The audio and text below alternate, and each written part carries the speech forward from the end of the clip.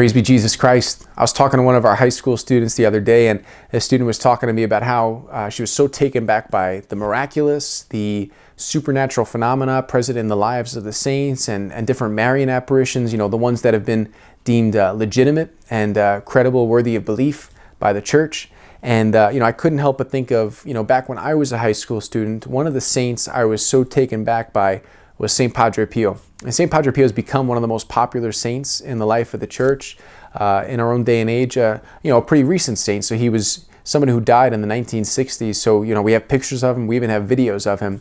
And Padre Pio was a guy who even during his lifetime was just known to be like someone who was like a miracle man. I guess that's the best way to maybe describe him, during his own lifetime. He was someone who people claimed he had the gift of bilocation. He would appear in two places at the same time.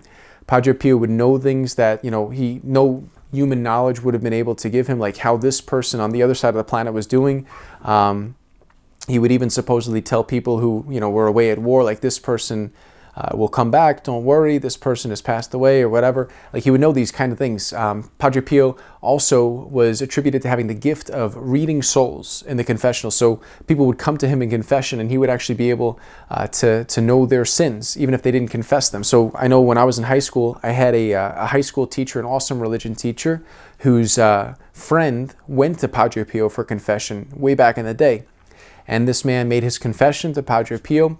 And at the end of the confession, Padre Pio said something like, well, what about that time you were with this girl at that place? And this man was taken back. He was probably a little embarrassed, but he was shocked, because he didn't say that. And Padre Pio knew it somehow. So Padre Pio had that gift. Padre Pio had many other miraculous phenomena attributed to him during his lifetime. He was also a stigmatist. So he had the stigmata. He was someone who, in his own physical body, bore the physical wounds of Jesus on the cross. So Padre Pio had his hands had the nail marks, his feet had the nail marks, his side as well. And Padre Pio's gloves, which covered his hand wounds, which are so kind of popular and have become famous, his gloves. And so someone who suffered in this very special way with Jesus, who shared in Jesus' passion in this very mystical, special way. St. Padre Pio was also a saint who knew suffering, deeply personally. He was a saint who knew what it meant to grow up in a simple family, in a poor family. A saint who was misunderstood greatly. People spread lies about him even in the church, and he was really misunderstood by many in the church, and he suffered even from the church. But Padre Pio suffered with Jesus. He suffered in a very saintly way. He suffered in a holy way. And so he's a great saint to hold on to, especially in difficult moments, especially in times of suffering. So St. Padre Pio is an awesome saint for suffering.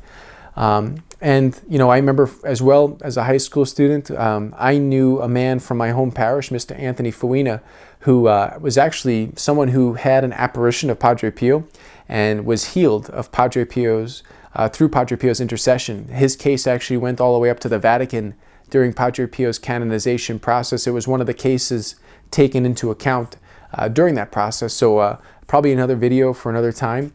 But long story short, Padre Pio is an awesome saint. He's a super popular saint. He's a saint who's really a miracle man, was a miracle man during his lifetime. A saint who really showed God in such a powerful way, the reality of God. So hold on to St. Padre Pio, look him up, and stay close to him. He's a good spiritual friend and a good spiritual father to have interceding for us in heaven. So St. Padre Pio, pray for us, and God bless you.